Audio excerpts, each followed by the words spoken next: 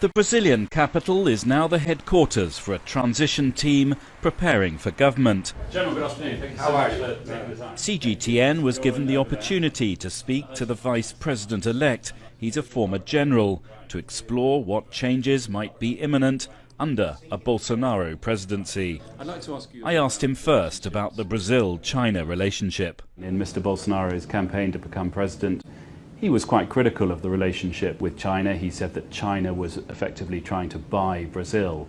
Now, we've since seen a bit of a rowing back of those statements. What will be the attitude of the incoming government towards China, which is the biggest trading partner? Well, with we've Brazil? always been very pragmatic. Okay, China is a major player in the world today, and we sell a lot of goods, a lot of stuff, mainly from our agriculture production to China, and China has money to invest. So the same way that we have to be a global player with US, we have to be with China, and we have to find ways that occurs mutual benefit for both countries. Okay, not only selling goods and China selling something to us or investing something here in Brazil. So we have to explore the best of China, and they can explore the best of us.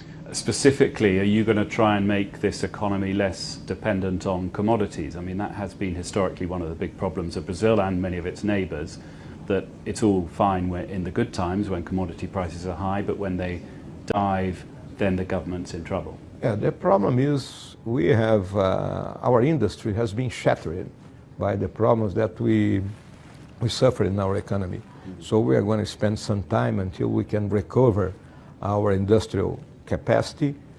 We have to invest a lot in technology because, you know, we are in the moment of the industry 4.0. Okay, it's a different moment in the world. The association between artificial intelligence and biotechnology is coming very hard, so we have to be prepared to this. But at this very moment, okay, the agriculture production is much important because Brazil can feed the world. Okay, we can have a harvest of 3 times a year here. Okay, and so if we invest in technology in the agriculture, we can put good food in the table of everybody in this world. So I think this is a point we have to look with a very, very, very good way.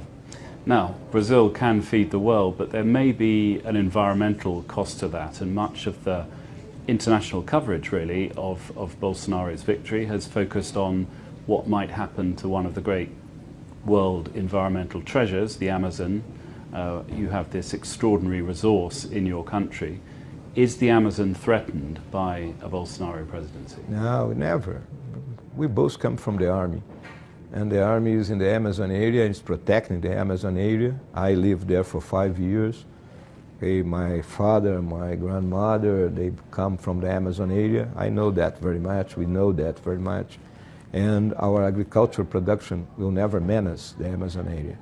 We can improve our production with the land that we are already exploring. People don't have to be afraid that the Amazon area will vanish. But I think they can pay for us for keeping this in good shape.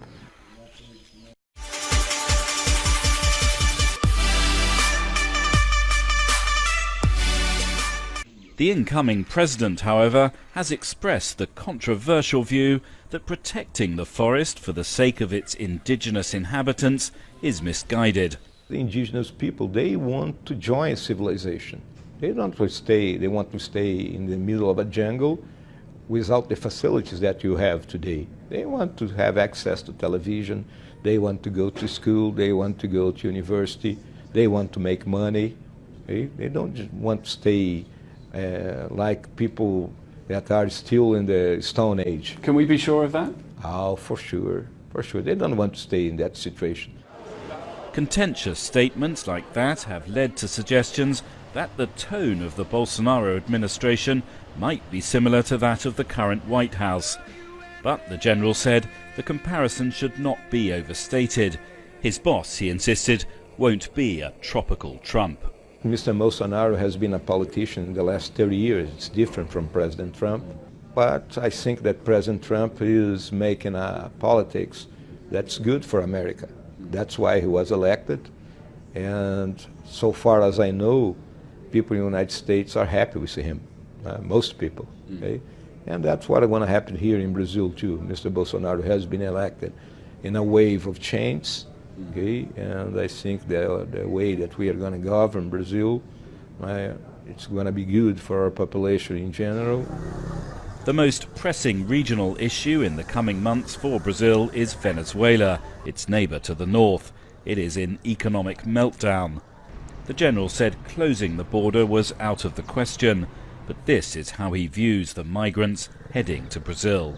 Venezuelans are running away to Brazil, and the ones that are coming to Brazil are the poorest ones, because those who had more money went to US or to Europe.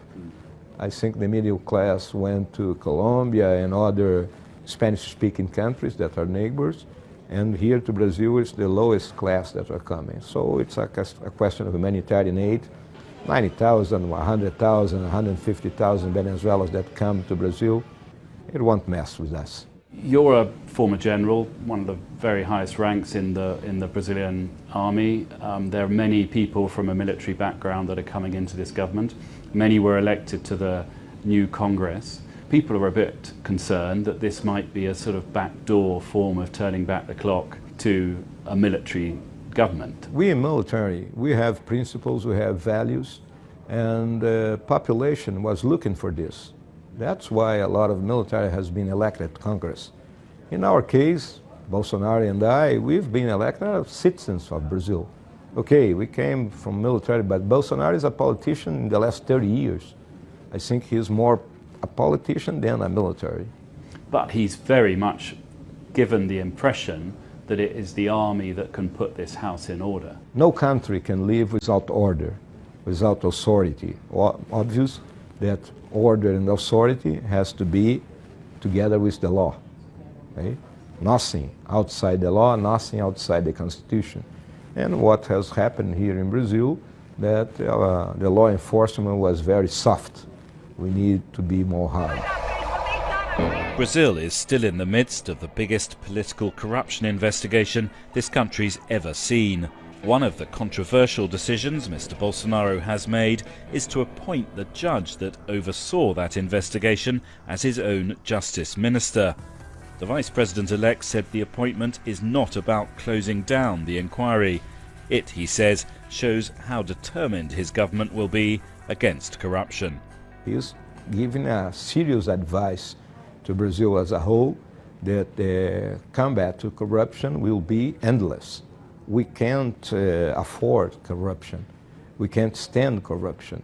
It's a illness that Brazil has. And so we have to treat this illness, and we have to try to stop with this forever. On the economy, President-elect Bolsonaro plans a radical privatization program that could include selling off part of the state-owned oil giant Petrobras, though not the entire company.